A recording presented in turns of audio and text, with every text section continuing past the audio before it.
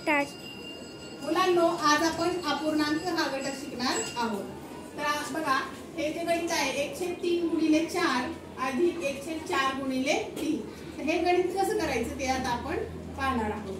तर पहिल्यांदा आता आपण बघूया की अपूर्णांकाच्या गुणाकाराचा नियम काय असतो. या ठिकाणी गुणाकार आहे, या ठिकाणी पण गुणाकार आहे आणि त्या दोघांची काय करायची आपल्याला बेरीज करायची. बघा, ह्यात आता आपल्याला काय करायचं, ह्या दोघांचा गुणाकार करायचा आणि ह्या दोघांचा पण गुणाकार करायचा. तर अपूर्णांकाचा गुणाकार करत असताना कोणता नियम आहे, कोण सांगतंय? सांग संस्कृती. अंशाने अंशाला गुणायचं आणि छेदाने छेदाला गुणायचं. बरोबर, अंशाने अंशाला गुणायचं आणि छेदाने छेदाला गुणायचं. तर बघा, या ठिकाणी 1/3 गुणिले नुसतं 4 आहे म्हणजे काय, 4/1 आहे.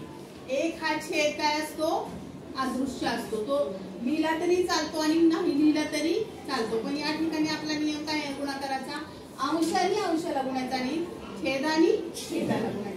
याचा आपण आधी गुणाकार करून घेऊया. 4 × 4, 3 × 3. किती आला आपला गुणाकार, 4/3. आता हे 1/4 गुणिले 3, तर याचा आपण गुणाकार करून घेऊया. हे 3 म्हणजेच काय, 3/1 असं लिहायचं आणि ह्यांचा काय करायचा गुणाकार करून घ्यायचा. 3 × 3 आणि 4 × 4. आता आपल्याला या दोघांची बेरीज करायची. बघा, 4/3 अधिक 3/4. बघा, आता बेरीज करत असताना आपल्याला काय पाहिजे असतं, छेद समान पाहिजे असतं आणि जर तो समान नसला तर काय करायचं, समान करून घ्यायचा. मग छेद समान कसं करायचा, तर ह्या दोन छेदांचा गुणाकार करायचा. 4×3=12 आणि लक्षात ठेवायचं की ह्या दोन्हीचे पण छेद 12 आले पाहिजेत. अशा पद्धतीनं एका संख्येला आपल्याला अंशाला आणि छेदाला पण गुणायचं, हे लक्षात ठेवायचं. बघा, आता 4/3 3 ला किती गुणल्यावर 12 येणार आहे छेद 4. म्हणून काय करणार आपण, 4 नी 3 ला गुणणार, छेदाला ज्या संख्येला गुणलंय त्याच संख्येने अंशाला सुद्धा गुणायचं. बघा, 4×4 4×3=12.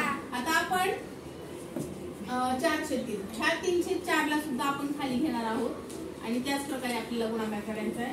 तर 4 ला कितीने गुणल्यावर 12 येतं, 3 नी गुणल्यावर येतं. म्हणून आपण 4 ला 3 नी गुणणार आणि अंशाला पण आपल्याला काय करायचं, त्याच संख्येने गुणायचं असतं म्हणून आपण 3 नीच गुणणार.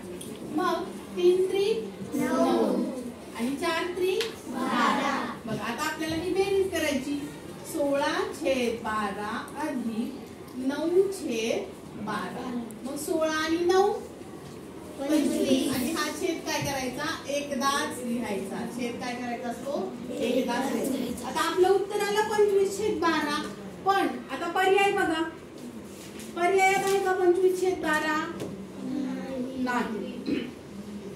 मग पर्यायात काय आहे बघा, हे जे 4 पर्याय आहेत, 1.1/4, 2.1, दुसरा पर्याय आहे 1.1/12, तिसरा पर्याय आहे 2.1/12 आणि चौथा पर्याय आहे 2.5/12. तर आपलं तर उत्तर 25/12 आले आणि ते तर आपल्याला पर्यायात दिसत नाही. मग काय करायचं, हे जे सगळे पूर्णांकयुक्त अपूर्णांक दिलेले आहेत, कोणते आहेत हे पर्यायातले सगळे पूर्णांकयुक्त अपूर्णांक. त्या पूर्णांकयुक्त अपूर्णांकाला अपूर्णांकाचं रूप आपल्याला देऊन बघायचं. मग आपल्या पर्यायाच्या जवळपासचा कोणता पर्याय वाटतो आपल्या उत्तराच्या, तो बघायचा. तर मला हा पर्याय आपल्या उत्तराच्या जवळपासचा वाटतो. म्हणजे कसा, तर याला कसं रूप देणार आपण, 12×24, 24 आणि 1 25 आणि छेद 12. तर अशा प्रकारे आपला पर्याय क्रमांक 3 हे उत्तर आलेलं. सगळ्यांना हे समजलं? हो, छान, व्हेरी गुड.